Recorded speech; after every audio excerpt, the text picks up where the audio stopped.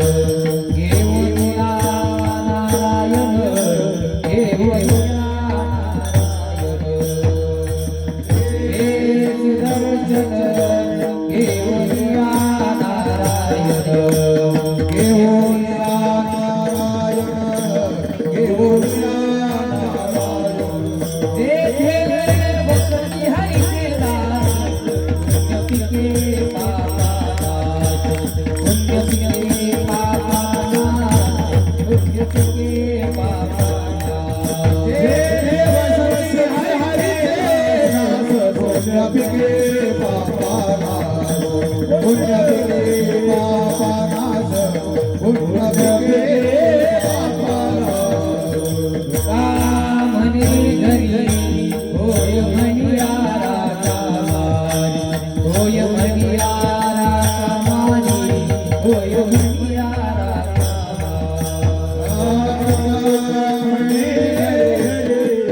होय म्हणिया रामारी होय म्हणिया रामारी होय म्हणिया म्हणे घरी होय म्हणिया राजा मारी होय म्हणिया राजा मारी होय म्हणिया राजा म्हणे घरी होय म्हणिया रामारी होय म्हणिया रामारी होय म्हणिया जेथे वसती हरी हरे दास जेथे वसती हरी हरे दास पुण्य पिके पापानाश पुण्य पिके पापानाश पुण्य पिके पापानाश वसती हरी दास वसती हरी दास पुण्य पिके पापानाश पुण्य पिके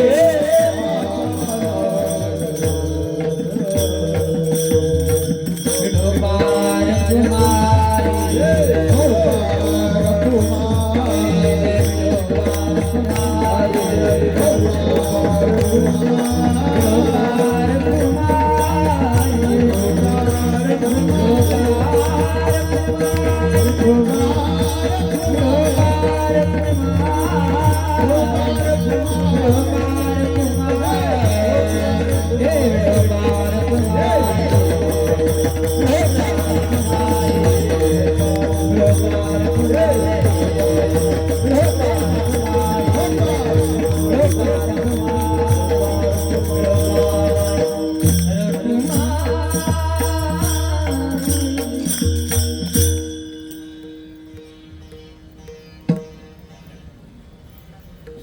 दासा सर्व काळ दासा सर्व काळ दासा सर्व काळ दासा सर्व काळ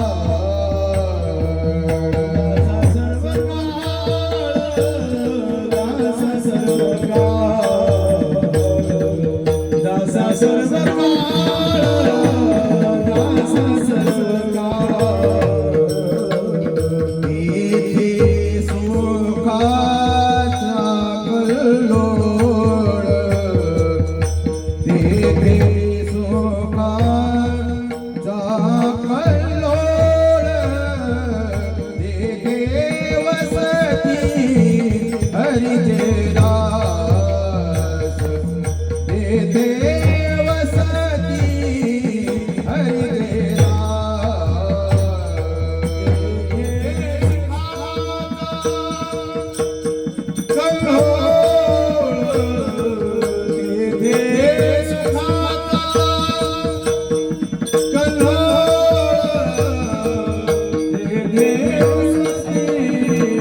हरीचे दास तेथे वसती हरीचे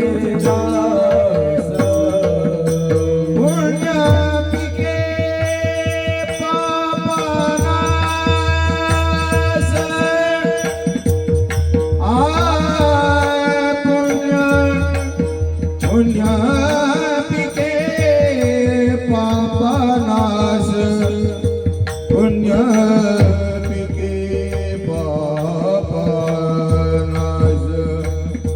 नाश नाश नाश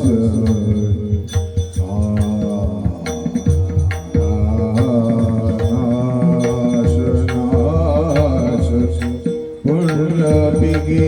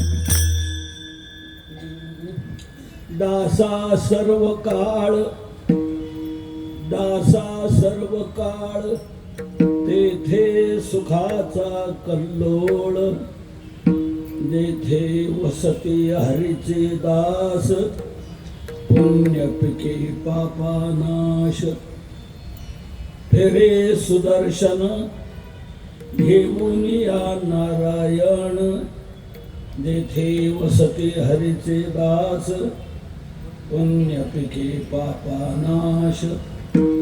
तुका म्हणे घरी, तुका म्हणे घरी, होय म्हणिया राखा मारी, जेथे वसती हरीचे दास, पुण्य पिके पापानाश. विठ्ठल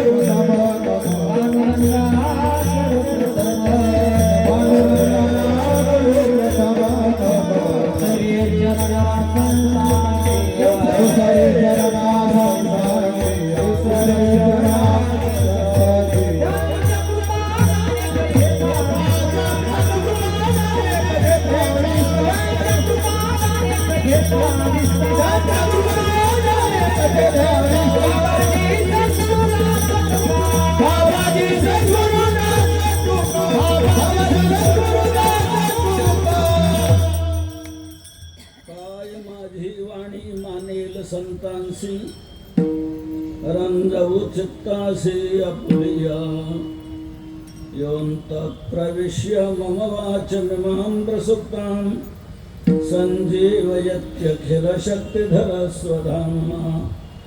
अन्यांश्च हस्तचरणश्रवणत्वगादीन् प्राणान्नमो भगवते पुरुषाय तुभ्यं कलावज्ञजीवोद्धरार्थावतारं कलाङ्काङ्कतेजोऽधिकामोदिवक्त्रं खलानीशमादापनोदार्हदक्षं समाधिस्थमूर्तिं भजे ज्ञानदेवं नमो सद्गुरु तुकया ज्ञानदीपा नमो सद्गुरु सच्चिदानन्दरूपा नमो सद्गुरु भक्तकल्याणमूर्ते नमो सद्गुरु भास्करा पूर्णकीर्ते सम्पाद्य ज्ञानैश्च विधाय भक्तिं विलोकितो येन समाधिराज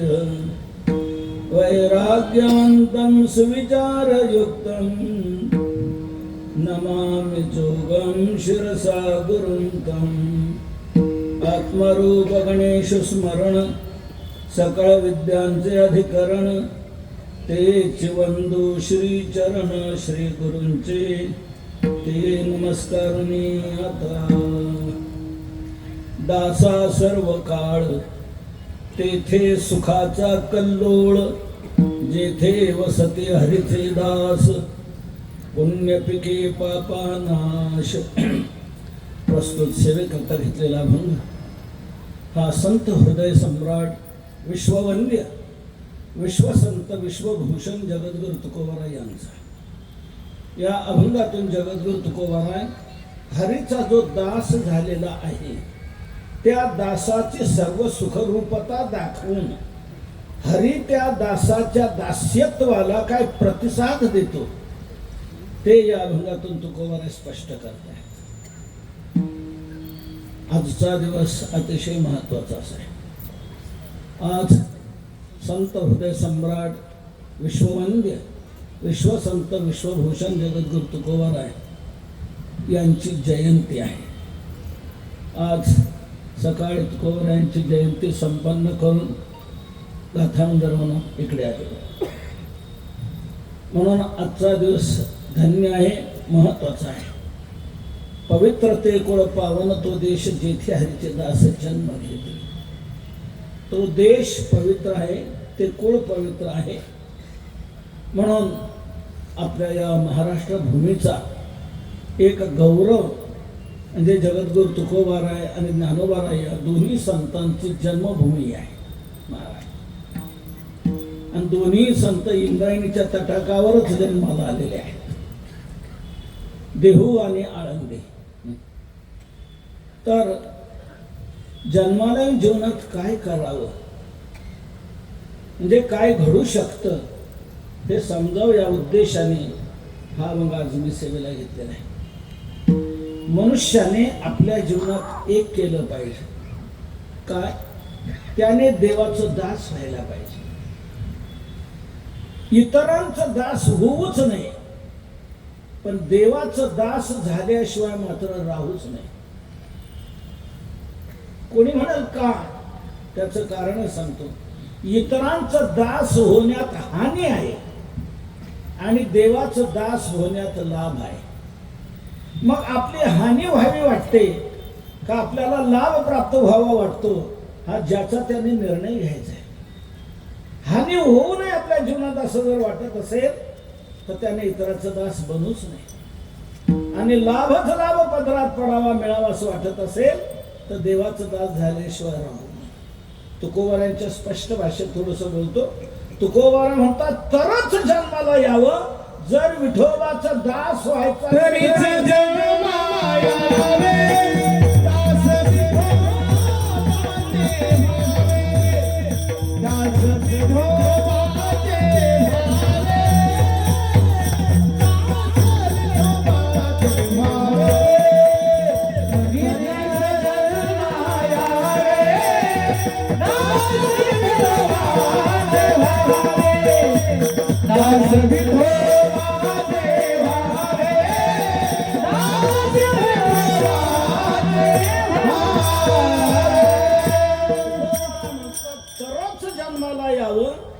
जर विठोबाचा दास व्हायचा असेल तर, आणि जन्माला जर देवाचा दास होता येत नसेल तर तुमचं जन्माला येण्या वाचून काहीच अडलेलं नाही. का? इथे कुत्री काय कमी आहेत काय? डुकरं काय कमी आहेत का? ते कुठं देवाचं दास्यत्व करतायत? नाही तरी काय थोडी श्वान सुकरे बापुडी. बिचारे कुत्रे आणि डुकर काय इथे कमी आहेत का? ते कुठे देवाचं दास्यत्व करतायत? मग तू मनुष्य होऊ नये जर देवाचं दास्यत्व करत नसशील तर कुत्र्यातून तुझ्यात काय फरक आहे? डुकरातून तुझ्यात काय फरक आहे? म्हणून मनुष्य जन्माला आल्यानंतर देवाचं दास व्हायला पाहिजे. तुकोबाराय म्हणतात, मी माझ्या जीवनात मला धन्य मानतो की मी मनुष्य जन्माला आलो आणि देवाचं दास धन्य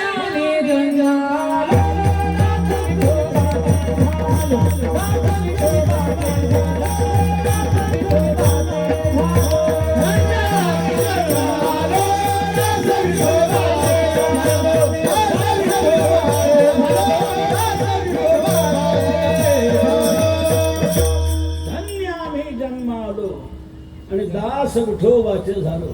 तुकोबाराय म्हणतात, आम्ही जन्माला आलो आणि विठोबाचं दास झालो, यात आम्हाला आमची धन्यता वाटते. म्हणून जन्माला आल्यानंतर देवाचं दास होणं आवश्यक आहे. इतरांचा दास होण्यात हानी आहे. नवे नवे भयानक दुःखच दुःख आहे. जगद्गुरु तुकोबाराय एका अभंगातून हेही सांगतात, अरे बाबा तू संसाराचा दास का होतो?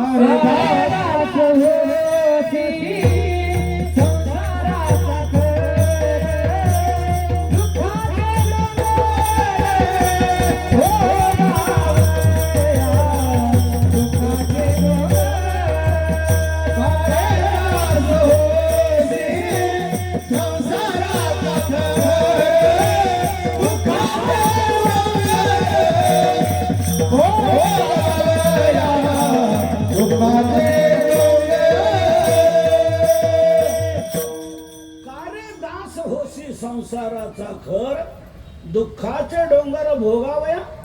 अरे बाबा तू संसाराचा दास का होतो सांग? दुःखाचे डोंगर भोगायचे काय? दुःखाचे डोंगर भोगण्याकरता तुला संसाराचा दास व्हायचंय का? संसाराचा दास होण्यामध्ये दुःखच दुःख पदरात पडणार आहे, याशिवाय दुसरं काही नाही.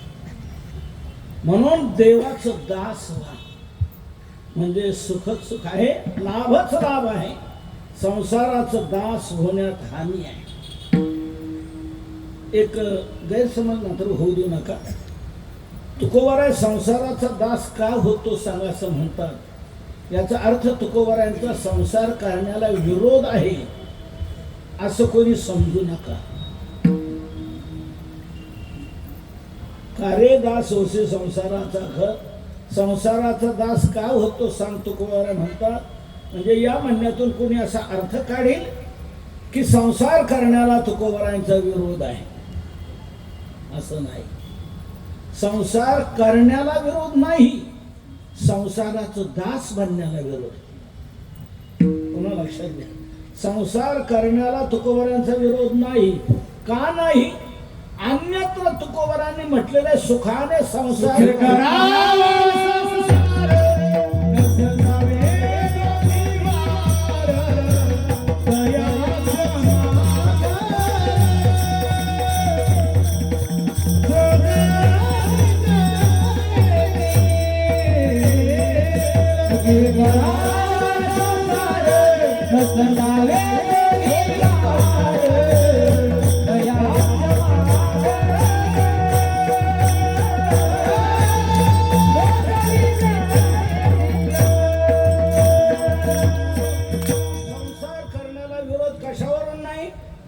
अन्यत्र तुकोबाराय सुखाने संसार करा म्हणतात, यावरून नाही. सुखे करावा संसार नसंदावे दोन्ही.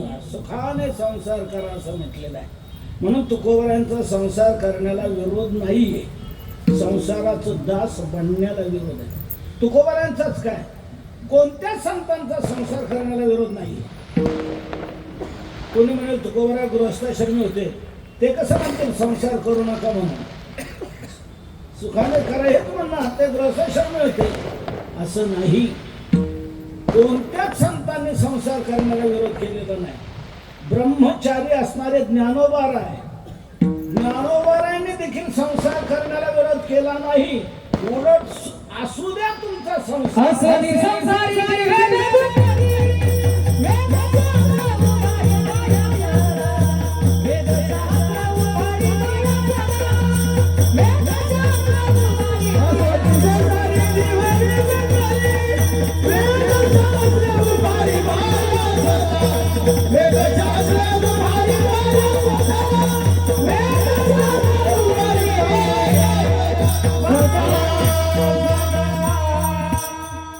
एकच उत्तर नाही, डबल नको मला. एका उत्तराची सवय. हरिपाठाच्या पहिल्याच अभंगात तुकोबारा ज्ञानोबारा म्हणता, अरे असू दे तुझा संसार, असोनी संसारी जिव्हे वेगू करी. म्हणून कोणत्या संतांचा संसार करण्याला विरोध नाही. उलट सांगून की संसार सोडणाऱ्याला का सोडतोस ही भाषा ज्ञानोबारांची आहे. का सांडीसी गृहाश्रम उपजले कुळीचे धर्म, का सांडीसी गृहाश्रम म्हणतायत ज्ञानोबा. इथं मोठा अभंग आहे. घरदार ओखटे तेजू म्हणसी तरी शर्गा शेजार. अरे तू संसार सोडून गेला म्हणजे घर टाकून निघाला. घर सोडलं ते, पण ते 2 दरवाज्याचं घर आहे, 1 दरवाज्याचं घर आहे. पण ज्या घराला तू घेऊन चाललाय बरोबर त्या घराला 9 दरवाजे आहेत. एवढं मोठं हे घर आहे. नवद्वारे पुरे देही नैव कुर्वन्न कार्य. 9 दरवाजाचं हे घर आहे. हे मनुष्य शरीर. घरदार ओखटे, घरदार वाईट आहे असं म्हणत असेल तर शरीर हे केवढं मोठं घर आहे. हे 24 तत्वाचे कुटुंब घर वस्तीचे हे मोठं घर आहे. हे सोडलं का हे तर घेऊन चाललंय. मग हे मिठा मातीचं घर सोडण्याला काय होत. भाऊ सोडला, बाप सोडला, चुलता सोडला, मुलं सोडली आणि निघाला. अरे पण काम सोडला का, क्रोध सोडला का, द्वेष सोडला का, मत्सर सोडला का, हे भाऊ बाप चुलते बरोबरच घेऊन चाललाय. मग हे बाहेरचे सोडण्याला काय नव्हतं. आई सोडली, पत्नी सोडली, मावशी सोडली, आत्या सोडली, ठीक. आशा सोडली का, चिंता सोडली का, तृष्णा सोडली का, ह्या तर बरोबरच चाललंय. हे बाहेरच्या सोडण्याला काय नव्हतं आहे.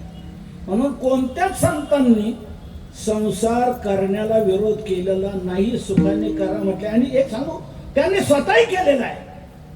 सर्व संतांनी आपल्या वाट्याला आलेला संसार केलेला आहे. आणखी पुढचं सांगतो, त्यांनी केलेला संसार देवालाही आवडलेला आहे. कशावरून सांगू? अहो देव त्यांचा संसार करू लागले याच्यावरून. पूर्वीच्या सर्व संतांनी आपल्या वाट्याला आलेला संसार केला. तो संसार देवाला आवडला. देव त्यांचा संसार करू लागले.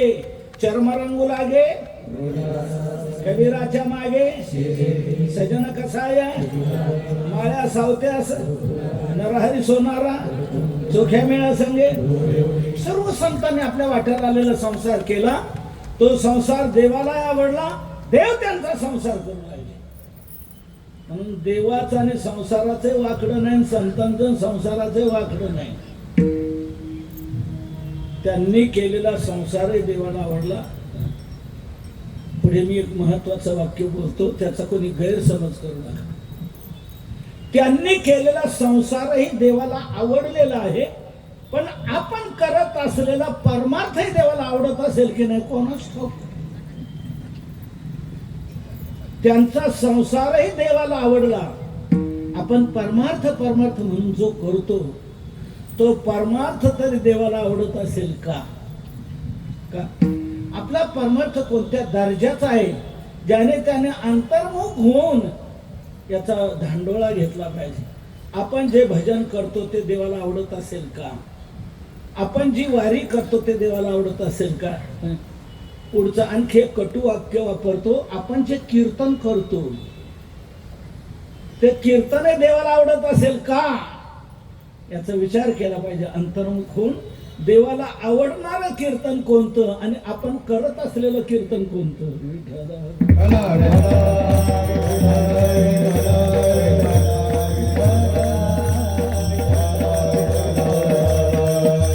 त्यांचा संसारही देवाला आवडला, आपला परमार्थही आवडू नये काय?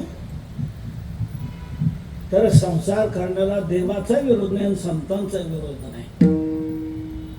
का नसेल बरं? त्याचं कारण सांगतो आपल्याला. तुम्ही संसार करा का परमार्थ करा, त्याकरता शरीर कार्यक्षम असणं आवश्यक आहे ना.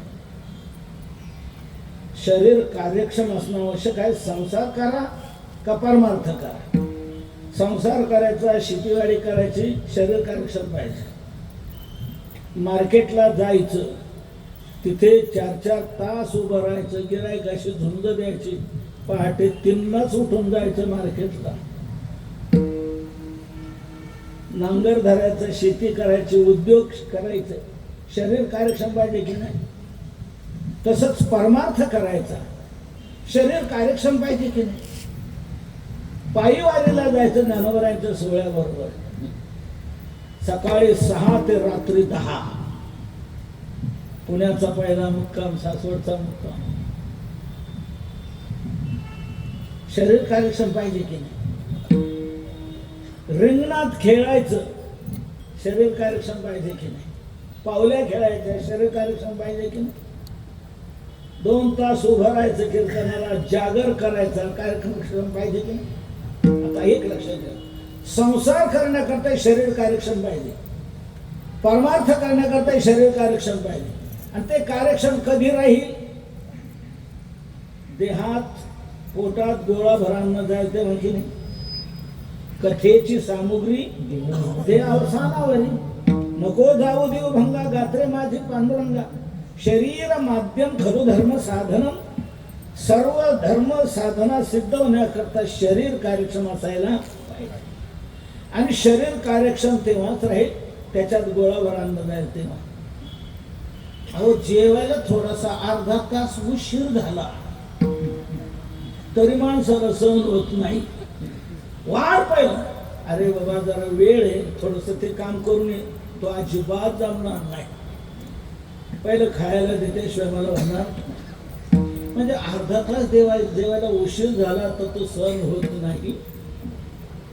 तर काहीच न खाता कसे आपण सहन करणार? काय संसार करणार का परमार्थ करणार? काय करणार?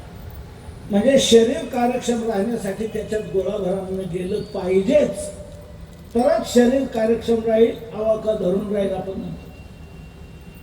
आणि ते गोळाभर अन्न शरीरात जाण्यासाठी चोऱ्या करायला पाहिजे. पटलं का? म्हणजे चोऱ्या करायच्या नाहीत. शरीरात गोळाभर अन्न जाण्यासाठी चोऱ्या करू नका. शेती करा, नोकरी करा, व्यापार धंदा करा, उद्योग करा, व्यवसाय करा आणि त्याच्यावर आपले गुजराण करा. त्याच्यावर शरीर कार्यक्षम बनवा. आईत खाऊ बनू नका, पोट बाबू होऊ नका, पंक्ती पठाण होऊ नका. कष्ट करा, त्याने मिळवा आणि त्याच्यावर शरीर कार्यक्षम करा. म्हणून शरीर कार्यक्षम राहण्यासाठी संसार करायला पाहिजे. म्हणून कोणत्याही संतांनी संसार करण्याला विरोध केलेला नाही. सुखाने करा आणि मग परमार्थ करा. संसार करायचा या देहासाठी आणि देह लावायचा तो देवाच्या सेवेसाठी. का? सेवेकरताच दिलेला आहे तो. देवे दिला देह भजना गोमरा, दिला करुणा करे मनुष्य देह सत्संग. कशा करता दिला? सेवेकरताच दिलेला आहे. म्हणून सेवा घडण्यासाठी तो देह कार्यक्षम राहायला पाहिजे, त्याकरता गोळाभरांना पोटात गेलं पाहिजे. म्हणून संसार करणं आवश्यक आहे. म्हणून कोणत्या संतांनी संसार करण्याला विरोध केला नाही. संसार करायचा तो देहासाठी, देह लावायचा तो देवाच्या सेवेसाठी. संसार देहासाठी जरूर आहे, पण देह संसारासाठीच नाही, हे मात्र विसरू नये. देह देवाच्या सेवेसाठी आहे, परमार्थासाठी आहे, अनुष्ठानासाठी आहे, साधना करण्यासाठी आहे, भगवंताला प्रसन्न करून घेण्यासाठी आहे, त्याच्या दर्शनासाठी आहे. संसार देहासाठी आहे आणि देह देवाच्या सेवेसाठी आहे. संतांचं असं म्हणणं आहे, असं थोडंसं पुढं जा. आपली चूक कुठे होते, आपण तिथे जागीच यू टर्न घेतो, जागीच वळण घेतो. जागीच वळण म्हणजे म्हणतो संसार देहासाठी करतो आणि देह पुन्हा लगेच संसारासाठीच वळवतो. तुकोबारा म्हणतात लगेच वळू नका, थोडस पुढे जाऊन मग वळा. संसार देहासाठी करा, देह देवाच्या सेवेसाठी लावा आणि मग वळा. संसार देहासाठी जरूर आहे, पण देह संसारासाठीच नाही. उदाहरण सांगतो म्हणजे झटकन तुमच्या लक्षात बसेल. मला हे सांगा, टोपी कशासाठी आहे? आवड आहे का प्रश्न? सोपा आहे. टोपी कशासाठी आहे? डोक्यासाठी. तुमचं काय मत? तुमचं तुमचं तुमचं सर्वांचं एक मत आहे, टोपी कशासाठी आहे? डोक्यासाठी आहे. कोणाचाच या विधानाला विरोध नाही. सर्वांचं एक मत आहे, टोपी कशासाठी? डोक्यासाठी आहे. आणखी पुढचं सांगतो, जे टोपी कधीच घालत नाही त्यांचा देखील या विधानाला विरोध नाही. जे टोपी कधीच घालत नाही त्यांना जरी आपण विचारलं तर ते हे सांगते की टोपी कशासाठी?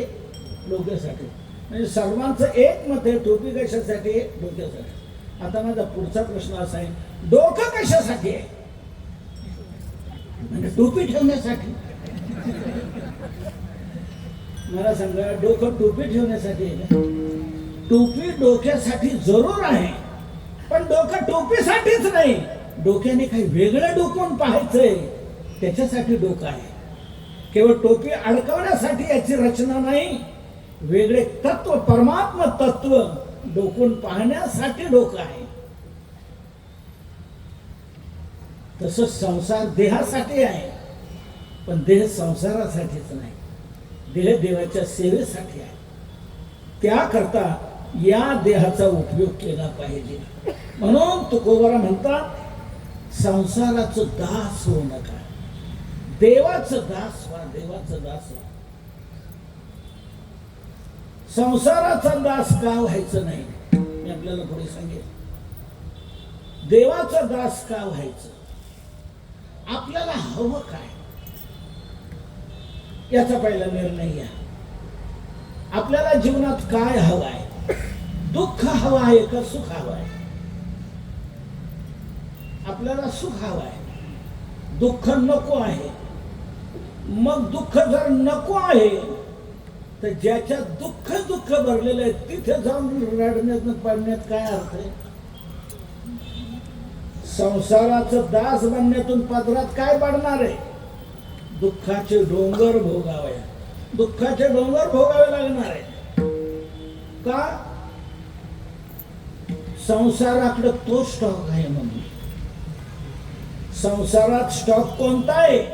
दुःख बांधावडी आहे हातार सुखाचा विचार नाही कोठे, सुखाचा विचार नाही कोठे. दुःख बांधावडी आहे हातार सुखाचा विचार नाही कोठे, सुखाचा विचार नाही कोठे. दुःख बांधवडी आहे हा संसार, सुखाचा विचार नाही कुठे. सुखाचा विचार आहे नाही. दुःखच दुःख कोंदून कोंदून खचून भरलेला आहे संसारामध्ये. बाप दुःखाचे केने सुटले, संसार दुःख मूळ, चहूकडे इंगळ का तिन्हीकडे इंगळ? चहूकडे. याचा अर्थ काय? चहूकडे इंगळ म्हणजे तुम्हाला कोणत्याच बाजूने बाहेर पडता येणार नाही. कोणत्या बाजूने बाहेर पडायचं तिथे इंगळच. कोणत्या बाजूने बाहेर पडा, चारही बाजूने कोंदून कोंदून दुःखच दुःख भरलेलं आहे. आपल्या मुंबईला तरी एक बाजूने जायला यायला नसत आहे, तिन्ही बाजूने समुद्र आहे आपल्या मुंबईला, पण एका बाजूने जाता येते, बाहेर पडता येते आणि आत येता येते.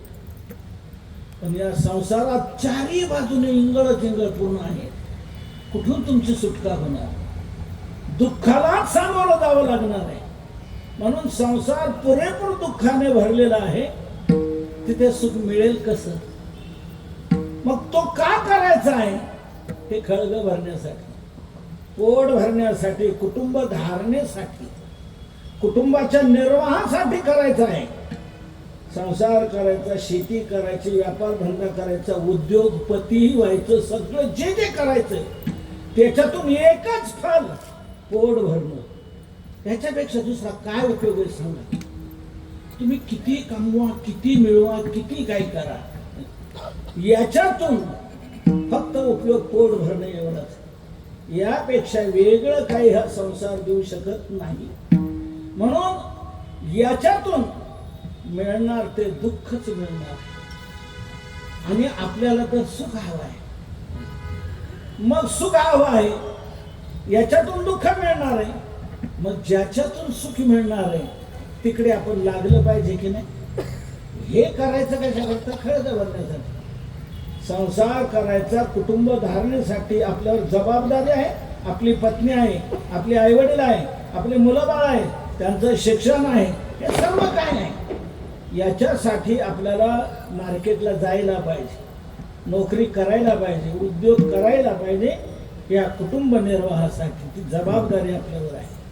म्हणजे संसार जो करायचा आहे तो देहासाठी, कुटुंब धारणेसाठी करायचा आहे. आणि परमार्थ जो करायचा आहे तो सुख, समाधान, शांती मिळवण्यासाठी करायचा आहे. म्हणून संसार कर्तव्य म्हणून करायचा आणि दास देवाचं व्हायचं.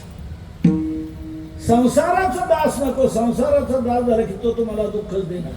का रे दास हो संसाराचा खर, दुःखाचे डोंगर भोगावे. म्हणून देवाचं दास व्हा. महाराज, तुमच्या म्हणण्याप्रमाणे आम्ही जर देवाचं दास बनलो तर मग सुख आम्हाला मिळेल का?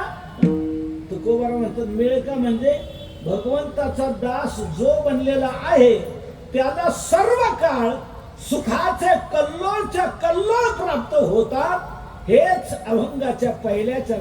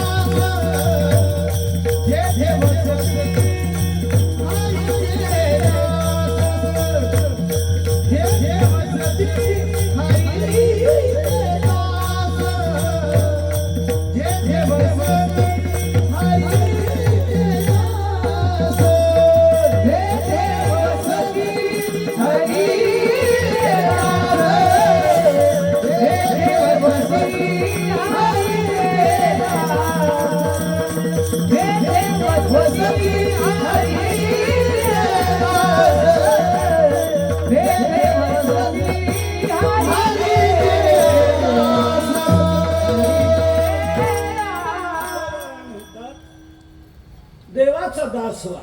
आणि देवाचा जो दास झालेला आहे त्याला सर्व काळ सुखाचे कल्लोळच्या कल्लोळ प्राप्त होतात. दासा सर्व काळ तेथे सुखाचा कल्लोळ, तेथे म्हणजे दास जिथे वास्तव्य करत असेल तिथे त्याला सर्व काळ सुखाचे कल्लोळच्या कल्लोळ प्राप्त होतात. कल्लोळ म्हणजे लाट. अथांग जलाशयाच्या शेजारी जर आपण बसलो तर तिथे आपल्याला लाट दिसून येईल. लाट पाण्यावर निर्माण होते. पाण्याला ज्या वेळेला वारा धक्का देतो त्याच्यातून लाट जन्माला येते. ज्ञानोबा म्हणतात, ना तरी सागरीच्या पाणी काय तरंगाची आहाती खाणी, ते अवांतर करणी वाऱ्याची नव्हे. ती करणी वाऱ्याची आहे की नाही. वारा जोरात झाला की त्या पाण्याला हेलकावा बसून त्याच्यातून लाट जन्माला येते. आणि सुरुवातीला लहान अशी असते, पुढे मोठी मोठी मोठी मोठी होत जाते. तिकडून दुसरी येते, दोन्हीची टक्कर होते, दोन्हीतून तिसरी तयार होते. इतका मोठमोठ्या लाटा समुद्रावर निर्माण होतात की त्या मोठ्या लाटेत काही वेळेला जहाजही बुडाली जातात. लाट जशी सारखी मोठी मोठी मोठी होत जाते तसं तुकोबारायांना हे म्हणायचंय, हरीचा जो दास बनलेला आहे त्या दासाला क्षणाक्षणाला सर्व काळात सुखाचे कल्लोळच्या कल्लोळ प्राप्त होतात.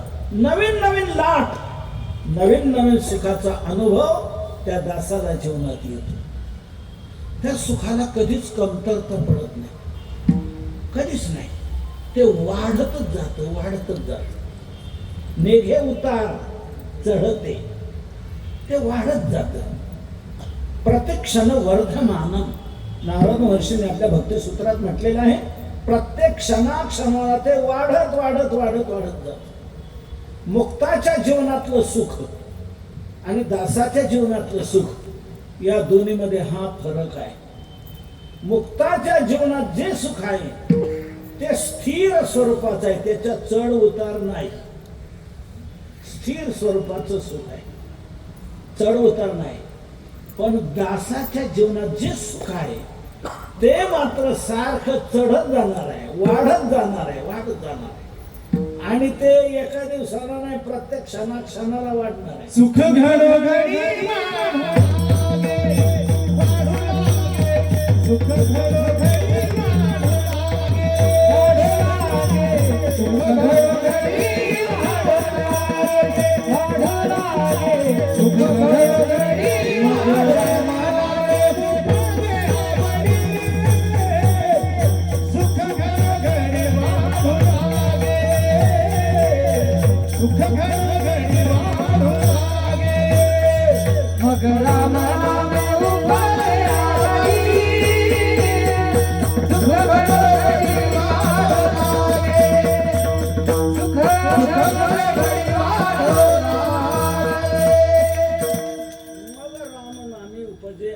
सुख घडोघडी प्रत्यक्षण वर्धमान सुखया संत समागमे नित्य दुनावे तुझी या नामे. नित्य दुनावे, नेहमी दुप्पट दुप्पट दुप्पट होत जात. म्हणून कल्लोळ म्हणजे लाट जशी वाढत वाढत जाते तसं दासाच्या जीवनाचं सुख सारखं वाढत वाढत जातं. ते कधीच कमी होत नाही. म्हणून तुकोबाराची याच भूमिकेवरचे उद्गार आहे, माझ्या जीवनात डोहही आनंदाचाच, तरंगही आनंदाचेच आहेत, नवे नवे सगळं अंगाचा आनंदाचे डोही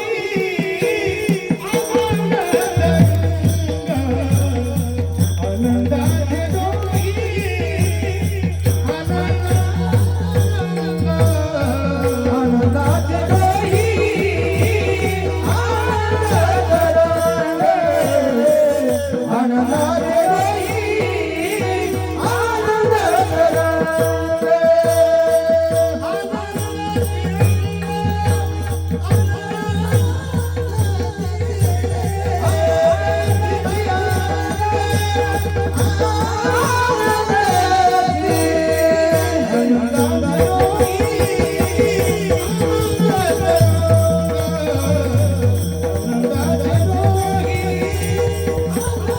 आनंदाचे डोही आनंद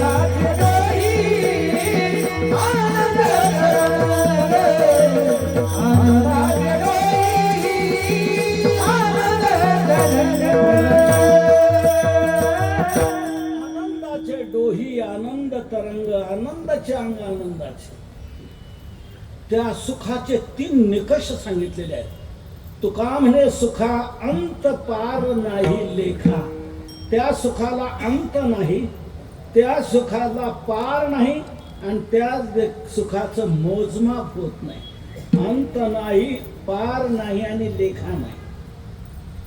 विषयातलं भोगातलं संसारातलं जे सुख आहे ते नाश होणार आहे, टिकाऊ नाही, शाश्वत नाही. तेवढ्या पुरता क्षणिक आनंद आहे, क्षणिक आनंद आहे, पण ते टिकाऊ नाही, जाणार आहे. सुख आहे नाही असं नाही, पण ते क्षणिक आहे. जिलेबी तोंडात घातल्यानंतर विंचू चावल्यासारखं होतं का? नाही, सुखच वाटतं, पण ते टिकाऊ नाही, शाश्वत नाही. भोगातलं, विषयातलं, संसारातलं जे सुख आहे ते नष्ट होणार आहे. क्षयातिशय दोष त्याच्या ठिकाणी. आता जास्त विस्तार करत नाही. तुझ्या आवडीचा पदार्थ कोणता विशेष? कोणता तरी आवडत असेल ना? गुलाबजामुन घे. गुलाबजामुन आवडत. मला एक सांग, आज कोणतीला काय बेत आणि गुलाबजामुन आनंद होणार की नाही लगेच तुला? आज आपल्या आवडीचा बेत आहे गुलाबजामुन, लगेच आनंद पंगत बसली. पुन्हा डोक्यात काय आलं, खरंच आहे का? आवई उठली कोण असतं म्हणून जिकडून बादले येतात तिकडं पाहतो लोक काय, तर गुलाबजामुन वर दिसले बादली तर आहे गुलाबजामुनच आहे. पहिला ऐकल्यानंतर आनंद झाला, आज गुलाबजामुन आहे. पाहिल्यानंतर आणखी आनंद झाला. त्यानंतर आपल्या ताटात वाढल्यानंतर आणखी आनंद झाला आणि तोंडात टाकल्यावर आणखी आनंद झाला. ऐकल्या आनंद आनंद आहे, पण हा टिकाऊ नाही, शाश्वत नाही, क्षणिक आहे.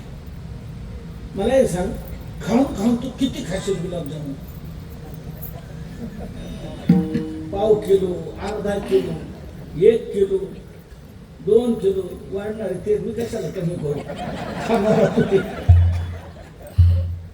पण पुन्हा काय म्हणशील, नको नको, तुझ्या आवडीचा आहे ना, घे ना. नको नको, अरे आवडीचा आहे, घे घे. समोर आणला का म्हणून आता माझ्या. तुम्ही जर समोर आणलं तर आतले बाहेर यायला सुरुवात होईल. आता कस तरी व्हायला.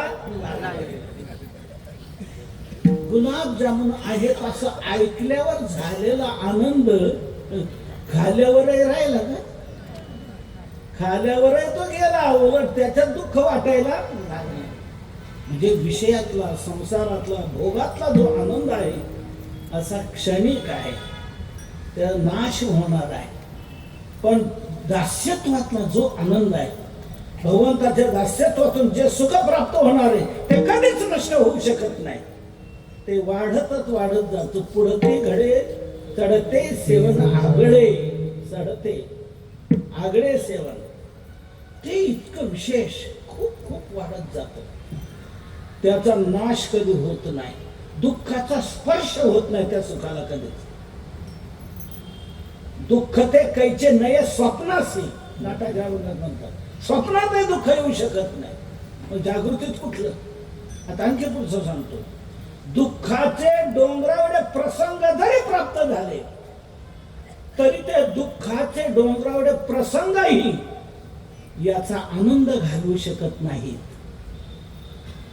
आनंद घालवू शकत नाही, दुःख तिथे निर्माण करू शकत नाही. दुःखाचे प्रसंगही, किती प्रसंग येऊ द्या, डोंगरावडे प्रसंग येऊ द्या, तरी दासाच्या जीवनातलं सुख, तो आनंद, ते दुःखाचे प्रसंग कधी नष्ट करू शकत नाही, आनंद घालवू शकत नाही. उलट ते दुःख जाईल, दुःख वाटणारच नाही, जाण्याचा काय प्रश्न, येणारच नाही.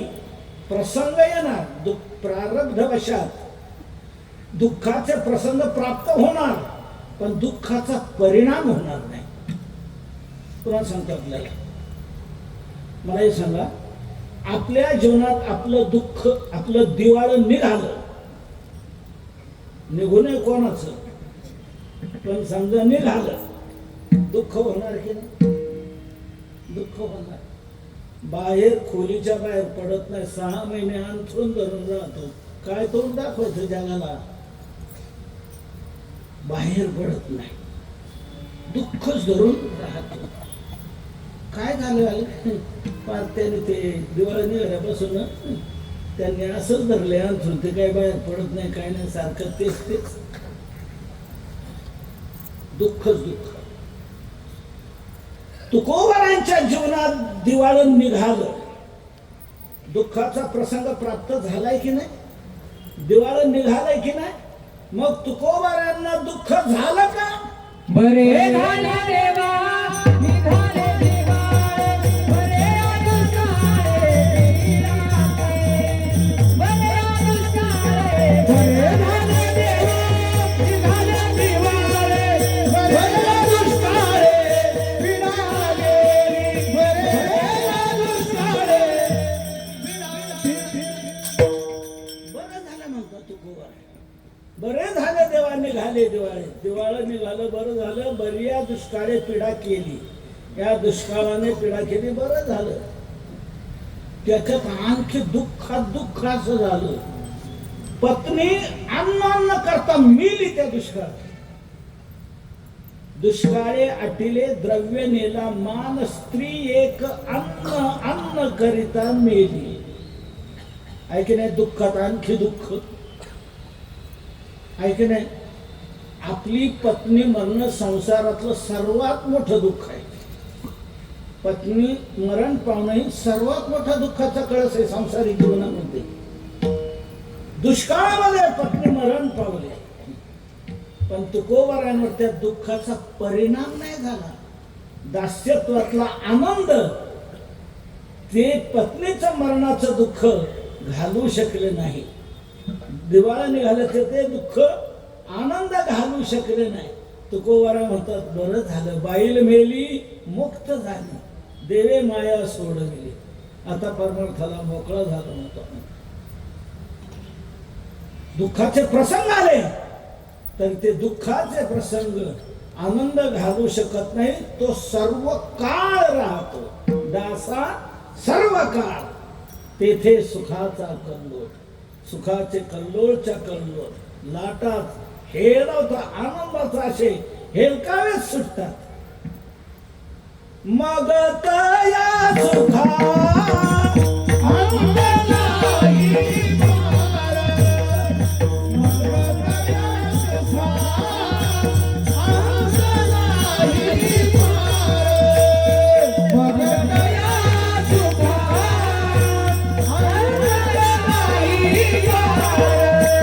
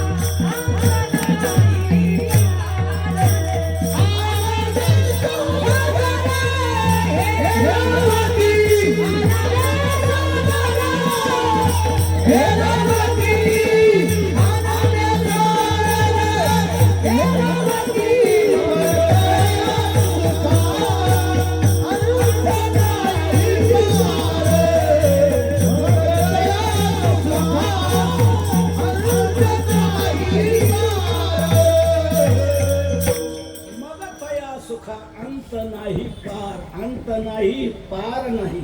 आनंदे सागर हेलावती, सागर हेलावती कल्लोळ. लाटा उसळतात आनंदाच्या. इतका आनंद दासाच्या जीवनात असतो. म्हणून तुकोबारा म्हणतात, संसाराचं दास होऊ नका, देवाचं दास व्हा आणि संसार कर्तव्य म्हणून करा. संसार तुम्हाला सुख देणार नाही, संसार दुःख देणार आहे, त्याच्याकडे तोच होते. म्हणून मग तो करायचा कशा करता? खळग भरण्याकरता, कुटुंब धारणे करता तो करायचा आहे, तो करायचाच. पण त्याच्यात सुख समजायचं नाही, त्याच्यात सुख मानायचं नाही. कर्तव्य म्हणून कुटुंब धारणे करता तो करायचा आहे. आणि सुख समाधान शांती मिळवायचं असेल तर देवाचं दास म्हणायचं आहे. दास म्हणलं की आपल्या सुखाला आनंदाला कमतरता नाही, सर्व काळ सुख ते आपल्याला प्राप्त होत राहील तिथे. म्हणून संसाराकडे हाच टाक आहे आणि देवाकडे हाच टाक आहे. मग आपल्याला जर सुख पाहिजे तर देवाचं दास बनण्याकडे आपण गेलं पाहिजे. संसार कर्तव्य म्हणून करायचा आणि त्यात भगवंताचं दास्यत्व करायचं, सेवा करायची, भक्ती करायची. निश्चित सुखाला कमतरता राहणार नाही. म्हणून तुकोबारा म्हणतात, दासा सर्व काळ तेथे सुखाचा कल्लोळ. पण का हो तुकोबारा, सर्व काळ सुखाचा कल्लोळ म्हणतात, पण सर्व काळ सुख मिळण्याच्या दृष्टीने एक प्रक्रिया अशी आहे, आपण जीवनात पुण्य केलं की त्यातून सुख मिळत असतं आणि पाप जीवनात झालं की त्याच्यातून दुःख मिळत असतं. दुःखाचं जनक आहे पाप आणि सुखाचं जनक आहे पुण्य. म्हणून सुख हे मिळतं ते पुण्याने मिळत असतं, दुःख मिळतं ते पापाने मिळतं. म्हणून आपण व्यवहारात देखील म्हणतो, काही दुःखाचे प्रसंग आले की काहीतरी पाप आपला आढळून आलं ते भोगायची पाळी. देवादकांना चुकलं नाही, आपल्याला चुकणार आहे का? म्हणजे दुःख आलं की काहीतरी पाप आपल्या आढळून आलं म्हणतो. आणि सुख झालं की म्हणतो काहीतरी पुण्याई कामाला. चांगलं झालं की आपण पुण्याई म्हणतो आणि वाईट झालं की आपण पाप म्हणतो. म्हणजे वाईट दुःख जे भोगायला येतं ते पापामुळे येते आणि सुख जे मिळत असतं ते पुण्याने मिळत असतं. मग दासाच्या जीवनात दुःख नाही आणि सुख कल्लोळच्या कल्लोळ आहेत. म्हणजे मग त्यांचं पाप हे नष्ट झालंय की काय आणि पुण्यात पुण्य अफाट पिकलंय का काय? तुकोबारा म्हणतात, हो नक्की तेच घडलेलं आहे. ते हरीचे दास जिथे वास्तव्य करतात तिथे अशी त्यांची साधना चालत राहते की त्याने पुण्य पिकलं जातं आणि पाप नष्ट होऊन जातं अभंगाच्या दुसऱ्या चरणात.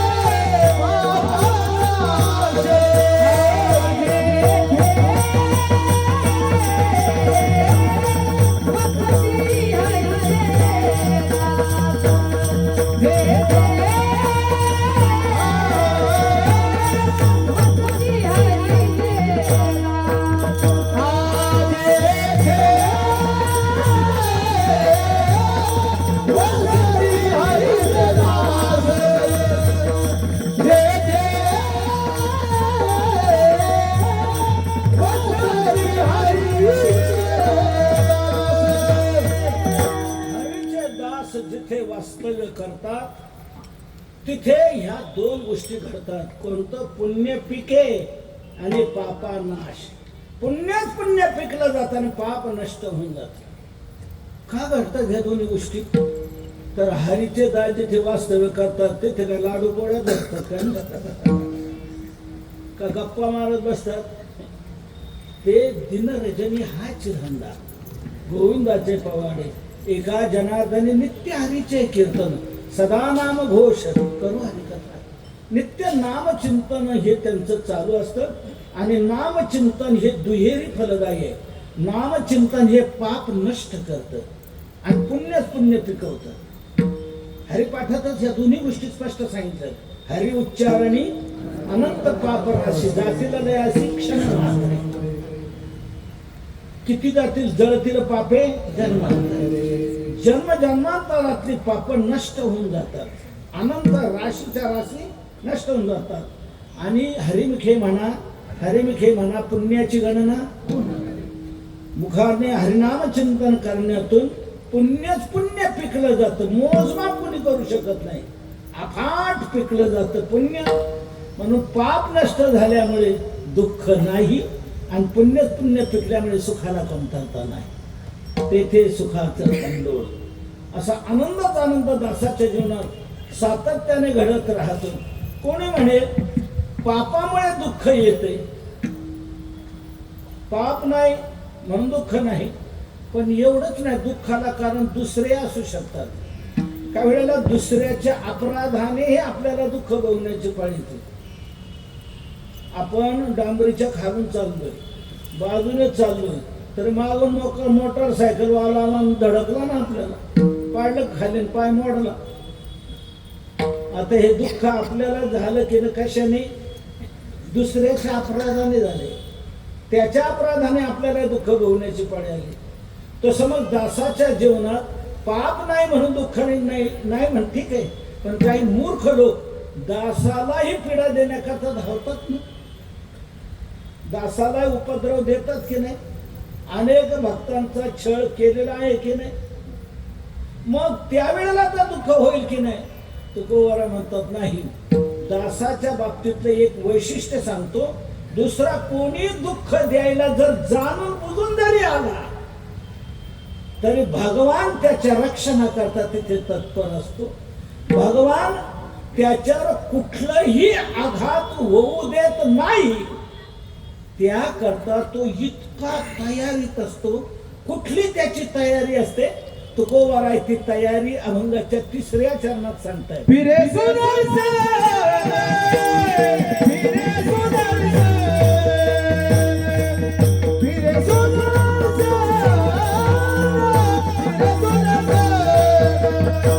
फिरे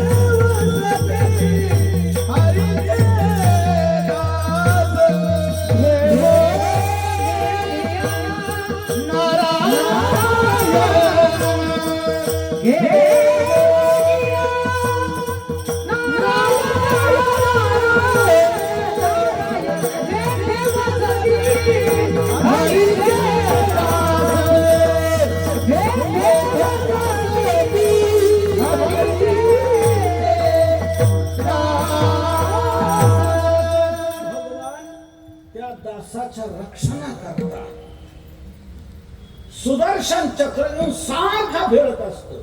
फिरे सुदर्शन घेऊन या नारायण, नारायण सुदर्शन घेऊन या फिरे. तो नारायण परमात्मा सुदर्शन चक्र घेऊन सारखा त्या भक्ताच्या रक्षणाकात फिरत असतो. दुष्ट जसे फिरतात तसा भगवान फिरत राहतो दासाच्या रक्षणाकरता.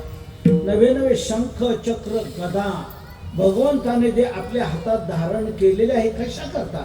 भक्ता करता. शंख चक्र गदा आयुधे अपार वागवितो भार भक्तासाठी. घेऊन या चक्र गदा हाची धंदा करीतो कोणता? भक्ता राखे पायावर. भक्ताच्या रक्षणाकरता भक्तावर आघात करणारे दुष्ट त्यांना नष्ट करण्याकरता भक्ताच्या रक्षणाकरता भगवान हे सतत घेऊन फिरत असतो. भक्ताला धक्का लागू देत नाही. मागे पुढे उभा राहे सांभाळीत आलिया आघात निवारा. आघात जर कोणी करणार तर ते निवारण करण्याकरता भगवान मागे राहतो आणि पुढे राहतो. निर्वाणी गोविंद असे मागे पुढे काहीच साकडे पडू नये. कुठलाही आघात भक्तावर होऊ देत नाही. घात आघात निवारी छाया पितांबरे करी. भगवान या प्रकारे सतत रक्षण करत असतो. सुदर्शन चक्र तेवढ्या करतात. दुर्वास मुनीने अंबरीषीला छळण्याकरता कृत्य सोडली. कृत्य अंबरीषावर येऊन आता नष्ट करणार अंबरीषाला. तितक्यात भगवंताचं सुदर्शन चक्र तिथे प्राप्त झालं. त्या सुदर्शन चक्राने कृत्य नष्ट केली. कृत्यालाच संपवलं. आणि ते सुदर्शन चक्र दुर्वास मुनीच्या मागे लागले. दुर्वास मुनी पुढे आणि ते सुदर्शन चक्र पाठीमागे. दुर्वास हा छळू आला अंबऋषी. सुदर्शन त्याशी जाळीत फिरे. फिरे सुदर्शन घेऊन या नारायण. सुदर्शन चक्र रक्षणा करता अंबरीषीच्या दुर्वास मुनीच्या मागे लागलं. बारकाईचं लक्षात घ्या. दास हा किती उंचीच आहे. दास हा किती श्रेष्ठ आहे. दासातून ऋषीमुनीचीही वजाबाकी भगवान करतो. ऋषीमुनीची वजाबाकी दुर्वास मुनीची वजाबाकी केली अंबरीषामधून भगवंताने. आणि ते सुदर्शन चक्र दुर्वास मुनीच्या मागे लागले. म्हणून जितकी दासाची उंची आहे श्रेष्ठता आहे भगवान त्या दासाच्या रक्षणा करतात. फिरे सुदर्शन घेऊन या नारायण जेथे वसते हरिचे दास पुण्य पिके पापानाश. पण एखादा दास जर आपल्या घरी राहत असेल, कुटुंब घरचं परिवार त्याला जर सामावून घेत असेल, शक्यतो अवघड असतं. कोणी देवा धर्माकडे वळला की घरचे लोक त्याला बरे पाहत नसतात. घरचे लोक म्हणतात हे बिघडलं आमचं. काय पोरा लागली चट धरी वाट देवळाची. लोक याप्रमाणे समजतात.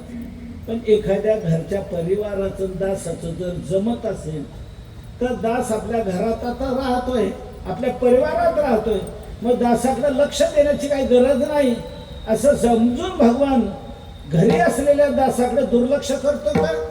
नाही. तुकोबारा म्हणतात नाही, दास जर घरी वास्तव्य करत असेल तर भगवान घरीही कामारी होऊन राहतो. हेच अभंगाच्या शेवटच्या चरणात सांगतात. तुका म्हणे घरी, तुका म्हणे घरी, तुका म्हणे घरी, तुका म्हणे घरी,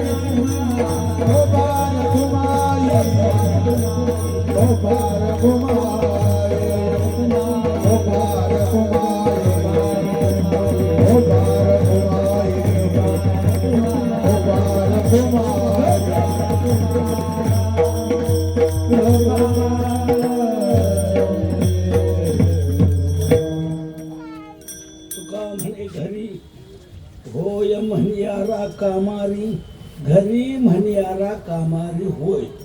भक्त दास जर आपल्या घरी वास्तव्य करत असेल तर भगवान त्या दासाच्या घरी देखील काय करतो, कामारी होऊन राहतो, काम करणारा होतो.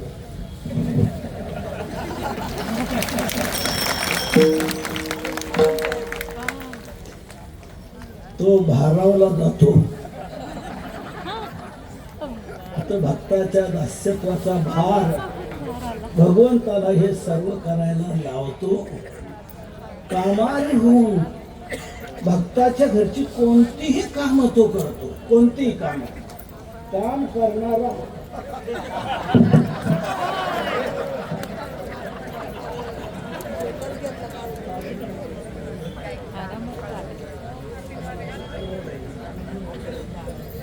म्हणियारा कामारी होय.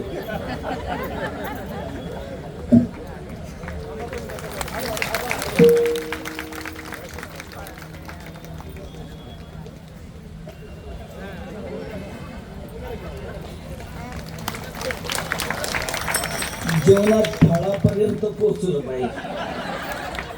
आता फळ आलं की काम झालं. जीवनाची सफलता ही खरी घडणं हे दास्यत्वातून आहे. म्हणून दास्यत्वातून एक भक्तीचं अंतिम स्वरूप असं सेवेचं घडून येतं. भगवान त्या भक्ताच्या घरी कामारी होऊन राहतो, काम करणारा होतो. कोणतंही काम करण्याची देवाला लाज वाटत नाही. साधावया भक्ती काज नाही लाज धरली. त्याला लाज वाटत नाही. मला सांगा, चोखोबारायांची पत्नी सोयराबाई, त्या सोयराबाईचे प्रसूतीचे दिवस जवळ आले, बाळंतपणाची वेळ जवळ आली. त्यावेळेला चोखोबारा भजनाला निघून गेलेले. आता वेळ जवळ आली, आता कसं काय होणार? भगवंताला कळायला उशीर का? भगवंताने लगेच चोखोबाराच्या बहिणीचं रूप घेतलं. बहीण बनले. जशी बहीण तशी, लुगडं तेवढं गुडघ्यापर्यंत, एक गठोडं डोक्यावर घेतलं. सुटकेस मिळाली नाही त्याला मी काय करू? असं गठोडं गाठी बांधून डोक्यावर घेतलं आणि भगवान आले ना घर सोबत आणि हात मारले, वहिनी दार उघड, वहिनी उघडा दार, हात मारी. वहिनी उघडा दार, हाका मारी.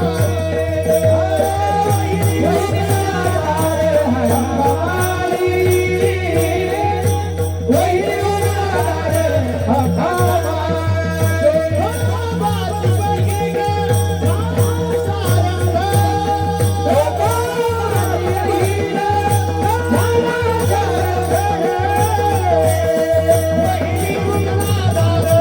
हाका मारी. चोखोबाची बहीण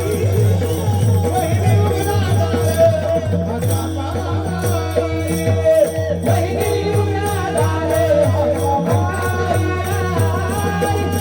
बहीण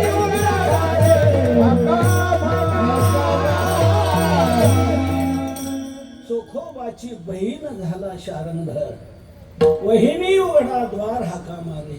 वहिनी दार उघडा म्हणताय. सोयराबाईने आवाज ओळखला. भगवंताने आवाज बहिणी सारखाच काढला. सोयराबाईने ओळखला, आपल्या ननंद आल्या. दरवाजा वडला पाहत तर खरोखरच ननंद. सोयराबाई म्हणते, बाई बरं झालं तुम्हाला देवाने पाठवलं. देवाने पाठवलं का देवच आलाय? देवच बहीण होऊन आलाय. पण सोयराबाई म्हणते, बरं झालं तुम्हाला देवाने पाठवलं. भगवानही म्हणतात, कशी काय मला देवाने बुद्धी दिली? कोण ठेवलं? आले उभार तुला भेटायला. आणि एक लक्षात घालता, बाळंतपण करायचंय त्याकरता भगवान बहीण होऊन आले आणि 1 महिनाभर बाळंतपण करून सगळी कामं भगवंताने केलेली आहे. आता बाळंतपणातली कोणती कामं असतात हे इकडं नाही कळायचं. माता भगिनीच त्या करू जाणं. त्यांना त्याची घृणा वाटत नाही, काही वाटत नाही. मोठ्या आवडीने उत्साहाने त्या ती कामं करतात. भगवंताने त्याप्रमाणे 1 महिनाभर बाळंतपण करून सगळे ती बाळ ते धुणं, सर्व करणं, सर्व काढणं, विष्ठाले काढणं, सर्व काही काम भगवंताने 1 महिनाभर केलेली आहे. लाज वाटत नाही भगवंताला दासाचं कोणतंही काम करण्याची. दास्य करे दासाचे, उणे न साहे तयाचे, वाढिले ठाईचे भाने टाकून या धावे, ऐसा कृपेचा सागर. असा भगवान दासाच्या बाबतीत प्रसन्न असतो आणि दासाची सर्व प्रकारची रक्षणाची जबाबदारी आपल्यावर घेतो. म्हणून आपल्या जीवनामध्ये एकच आपलं हे ध्येय ठेवावं, भगवंताचं दास बना. दास बनणं म्हणजे काय? काया वाचा म्हणे झाला विष्णू दास. कायेने, वाचेने, मनाने देवाची सेवा करत आहे. म्हणजे दास या तिन्ही प्रकारे बनलो की भगवान सर्व प्रकारे रक्षणाची जबाबदारी घेतो आहे. आपणही असे तुकोबारांच्या अभंग नजरेसमोर ठेवायचे आहे. अभंगाप्रमाणे आपले जीवन बनवायचं आहे. हेच अभंग आपल्याला तारणार, नक्की तारणार. तुकोबारांच्या अभंगाने दगडांना तारले, आपल्याला का नाही तारणार? जळी दगडा सहित वया तारेल्या दैसाला ह्या. म्हणून दगडाला तारणारे अभंग आपल्याला नक्कीच तारणार. पण आपण तसं दगड तरी बनलं पाहिजे की नाही? दगड तेच तरले वह्यांना बांधलेले. तसं आपणही दगड तसं बनायचं, म्हणजे अभंगाशी बांधिलकी आपण करायची. अभंगाप्रमाणे आपलं जीवन बनवायचं. तसं जीवन आपलं बनवलं की आपणही तरल्याशिवाय राहणार नाही. म्हणून दगडाला तारणारे अभंग सर्वांच्या नजरेसमोर यावेत. म्हणूनच गाथा मंदिराची योजना देहूला राबवण्यात आली. त्याच डोहाच्या कडेला त्याच प्रासादिक जागेवर या अभंगांचं शिलालेख स्वरूपात जागतिक कीर्तीचं मंदिर उभं राहिलेलं आहे. पूर्ण गाथा उच्च प्रतीच्या मार्बलवर कोरून लावला गेलेला आहे. दगडावर कोरून का, तर दगडाला घेऊन तो वर आला, आपल्याला मिळाला तो दगडासहित मिळाला. मग जर अभंग दगडाला सोडायला तयार नाही, आपण तर या दगडाची अभंगाची ताटातूट का करायची? म्हणून दगडाला तारणाऱ्या अभंगाचं दगडावरच करून चिरस्मारक तिथे उभं राहिलेलं आहे. महाराष्ट्राचं एक आगळं स्थान आहे. काशीला मानस मंदिर आहे, अयोध्येला वाल्मिकी रामायण मंदिर आहे, आणि आपल्या महाराष्ट्रात देवला गाथा मंदिर आहे. आपल्या वारकरी संप्रदायाचं ते एक आगळं वेगळं वैभव तिथे उभं राहिलेलं आहे. आपण तिथे जवळजवळ 8.25 एकर जमीन या कार्याकरता तिथे विकत घेतली आणि तिथे ट्रस्ट निर्माण करून या अभंगाचं मंदिर प्रासादिक जागेवर घडवण्याचा प्रयत्न केलेला आहे. सर्व तुम्हा भाविकांच्या त्यागातून, त्यांच्या योगदानातून ते उभं राहिलेलं आहे. जवळजवळ 45 कोटीपर्यंतची कामं तिथे झालेली आहेत. तिथे दररोज अन्नदान होते. दर्शनाला आलेल्या भाविकांना रोज जेवण दिलं जातं. 500-700 लोक रोज जेवत आहेत आणि विना टोकन उच्च दर्जाचं मिष्टान्नाचं जेवण असतं.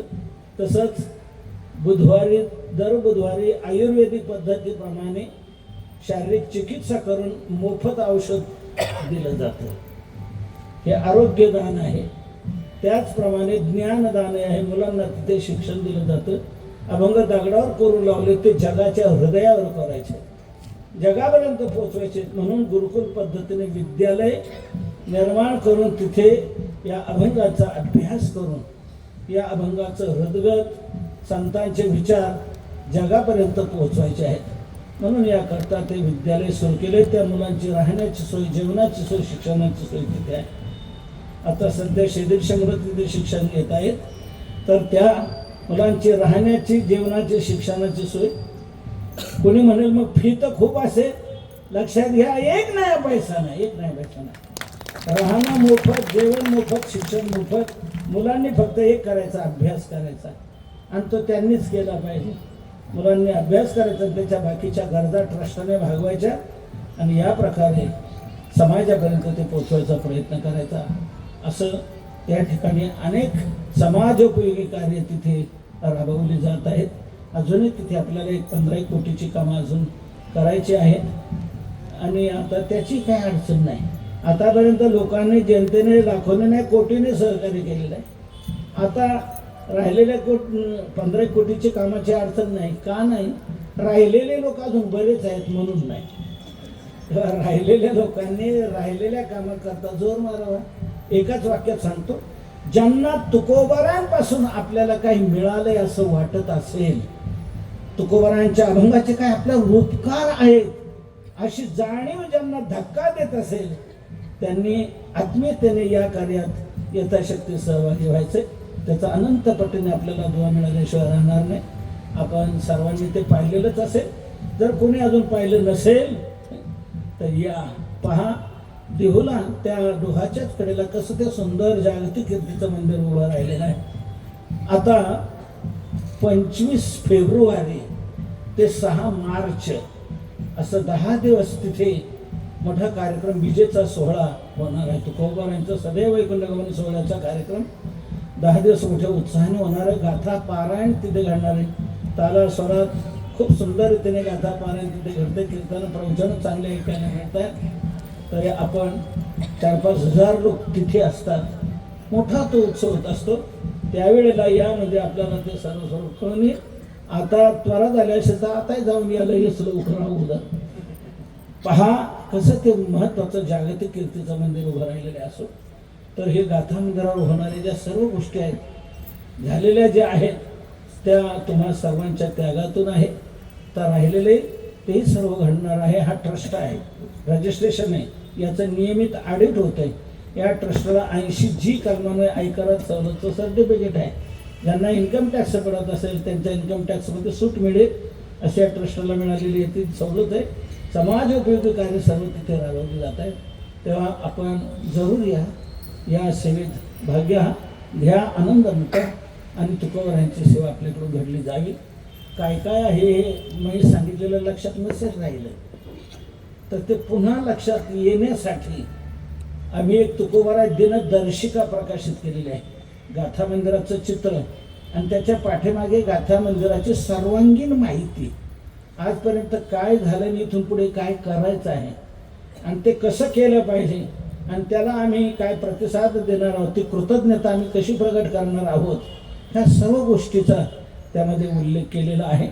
आर्ट पेपरवर ते दिनदर्शिका प्रकाशित केलेली आहे.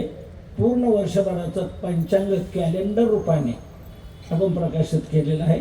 बाहेर गाडीत मिळेल 2026चं आता ते सर्व त्याच्यातून आपल्याला पंचांगस्थ माहिती मिळेल, गाथा मंदिराची माहिती मिळेल, पालखी सोहळा कधी निघतो, कोणत्या दिवशी कुठं प्रस्थानला नाही जाता आलं, मध्येच जायचे तर आज पालखी कुठं असेल, ज्ञानोबरायांची तुकोबरायांची कुठं असेल, नाथ महाराजांची कुठं असेल, हे सर्वांचा त्यात उल्लेख आहे. आपल्याला त्याचा उपयोग होईल असो. तसंच कोणी म्हणेल ते कॅलेंडर तर रूममध्ये राहणार, आम्ही बाहेर पाडणार. बाहेर काय तर डायरी ठेवा खिशात, तुकोबराय रोजनिशी, ती आपल्याला 17 महिने काम देईल. दैनंदिन जीवनात ती उपयोगाला येईल. पंचांगस्थ सर्व माहिती मिळेल. एकादशी कधी, चतुर्थी कधी, चंद्रोदय कधी, हे सर्व आपल्याला त्याच्यात मिळेल. असो आपण जरूर घ्या. बाहेर गाडीमध्ये आहे. तुकोबरायांचे विचार आचार सर्वांपर्यंत पोचण्याकरताच हे असे अखंड हरिनाम सप्ताह आहे. आपल्या या ठिकाणी हा नामसप्ताह घडत असतो. घडवणाऱ्यांनाही धन्यवाद आणि तुम्हा सर्वांनाही धन्यवाद. ही साधना आपल्या जीवनात चालू राहावी. दुर्व्यसन सोडा, दुर्वर्तन सोडा, गळ्यात पवित्र तुळशीची माळ, एकादशीवर नित्य नामस्मरण, आई वडिलांची सेवा, समाजाची सेवा, देशाची दीनदुःखिताची सेवा करत सत्पथगामी बनून आनंदाचे सम्राट होत हीच प्रार्थना करून सेवेला विराम देतो. ज्ञानेश्वर विठ्ठल